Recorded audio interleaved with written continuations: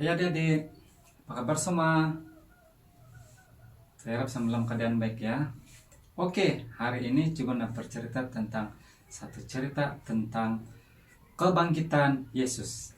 Oke, cerita pada hari ini kita ambil daripada kitab Matius 27 bermula 57 sampai ayat yang ke-66 dan juga Matius pasal 28 mula ayat 1 sampai ayat yang ke-15. Oke, bagaimana? Inilah cerita Yesus bangkit. Jasad Yesus masih terbaring di dalam makam yang diberikan oleh seorang kaya. Makam kalau dahulu dengan sekarang ini berlainan, itu yang ada di tempat sana. Oke, makam ditempatkan di dalam gua. Jadi adanya batu besar yang menutup, cuma diguling sajalah. Kenapa jasad Yesus sangat dijaga, dikawal ketat? Sebab ketua-ketua imam dan orang-orang Farisi takut jika seperti yang dikatakan Tuhan Yesus benar, pada hari ketiga dia akan bangkitkan. Jadi itulah kenapa jasad Yesus dikawal oleh pengawal-pengawal. Oke, pada seketika dalam satu perkampungan yang ada di Yerusalem, semua orang sedang tidur, dan pengawal-pengawal yang ada di sana pun sudah siap sedia untuk baliklah. Obor yang ada di dekat mereka pun orang malah sudah matikan. Oke, mereka menjaga kuburan Yesus yang di dalam gua, dan tidak ada satupun yang dibenarkan untuk membuka gua itulah, karena dia sudah dimeterai oleh Pilatus.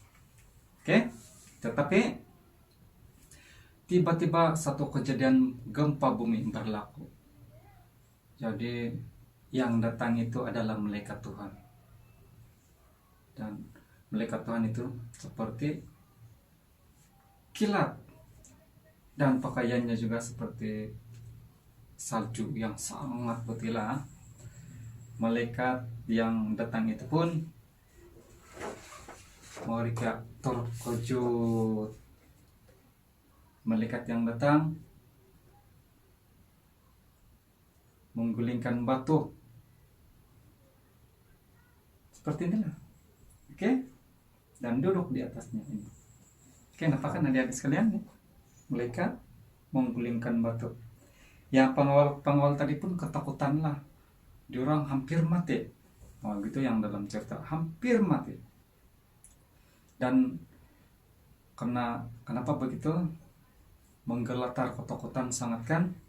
Apabila mereka telah sadar, mereka nampak makam sudah kosong, tidak ada sudah jenazah sana. Siapa yang membangkitkan? Itu dibangkitkan oleh Tuhan yang Maha Kuasa. Oke, mereka semua melarikan diri ke Yerusalem, dan mereka memberitahu kepada kepala imam dan juga orang-orang Farisi yang ada di situ. Yang imam-imam tadi dan orang Farisi membuat rancangan baru. Mereka kata, jangan bagi tahu Tuhan Yesus telah bangkit. Tapi mereka memberi rasuah yang tadi yang pengawal bahwa mayat Tuhan Yesus telah diambil oleh murid-muridnya. Jadi nanti kalau Pilatus tanya, mereka akan bikin lah supaya mereka tidak akan kena hukum lah. Oke, ya, karena rasuah itu sebagai satu pembohongan. Jadi dalam sekarang itu rasuah tidak boleh, adik-adik. Semasa Yesus masih hidup, terdapat beberapa orang perempuan yang menjaga keperluan-keperluannya ya. Mereka ada di Bukit Golgota semasa Yesus disalibkan, dan sama juga pada waktu Yesus meninggal lah. Oke, Mereka melihat penderitaan Yesus yang sangat susah, dan mereka mengikuti Yusuf orang Arimatea ke makam untuk melihat di mana dia telah diletakkan kan. Jadi mereka lah yang mengawit itu mayat Yesus di dalam gua Allah. Oke. Jadi kalau hari Sabtu dikira Sabat lah.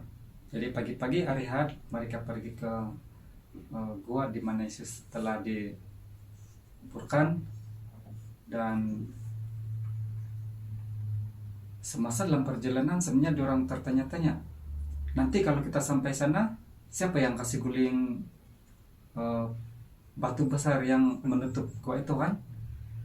Tetapi sedang mereka berjalan-jalan seperti itu, tiba-tiba di pertengahan jalan malaikat Tuhan berpakaian putih sedang duduk di atasnya.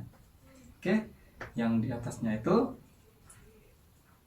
itulah yang batu besar tadi lah. Dia kata dengan lembut, sabar. Dia katalah, jangan kamu takut.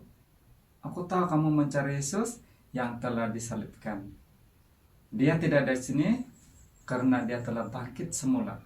Seperti yang dikatakannya, marilah lihat tempat dia dibaringkan dahulu.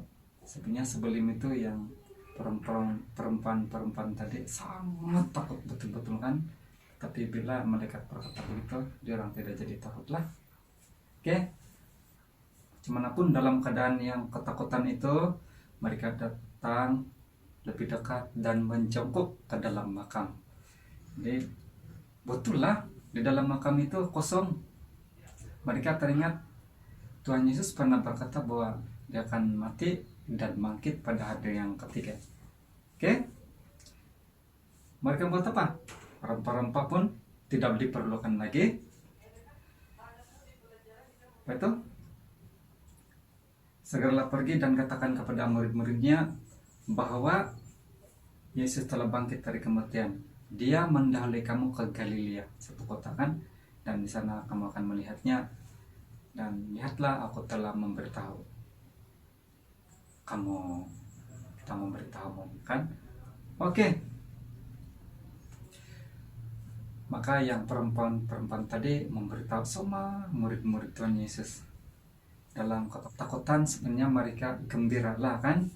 Jadi mereka kembali dan pertama diorang beritahu Petrus dan murid-murid yang lain. Mereka tidak berjalan terlalu jauh sebab mereka pergi Galilea betul. Tetapi di pertengahan jalan Yesus menempatkan dirinya kepada mereka dan berkata, damai sejahtera bagi kamu. Untuk seketika mereka terpaku. Kamu tahu apa terpaku? Hah? Begitu, lebih kurang begitulah kan. Oke. Lalu untuk seketikanya dengan penuh sukacita dan kagum mereka sujud di kakinya dan menyembah Yesus. Memang benar apa yang dikatakannya oleh malaikat, dia hidup dan dia datang kepada mereka. Dia mengasihi mereka betapa indahnya. Oke. Yesus berkata kepada mereka, jangan takut.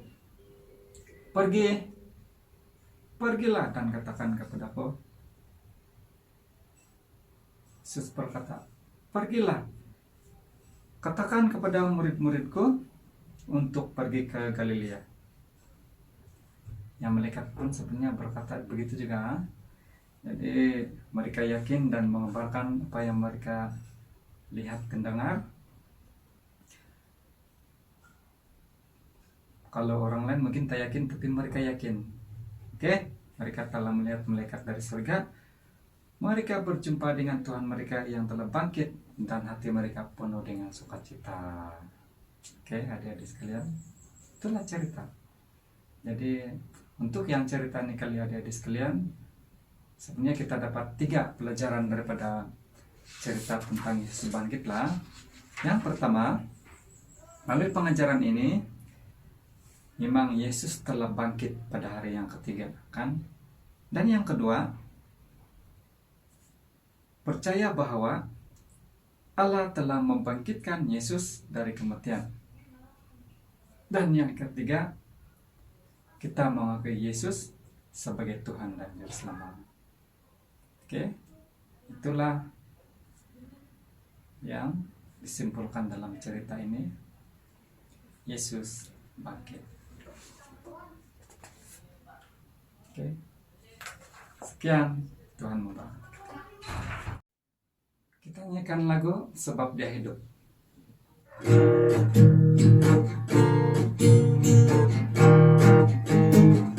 Sebab Dia hidup, ada hari esok. Sebab Dia hidup, ku tak gentar, karena ku tahu Dia pegang hari esok. Tubuh kosong membuktikan Dia hidup. Katakan anak-anak, anak-anak, Yesus namanya menyembuhkan, menyucikan, bahkan mati. Tubuh kosong membuktikan Dia hidup. Anak-anak, anak-anak, siapa dia? Yesus namanya menyembuhkan, menyucikan, bahkan mati. Tebus dosa, tebus dosaku. Tubuh kosong membuktikan Dia hidup. Kubur kosong, tubuh kosong membuktikan Dia hidup.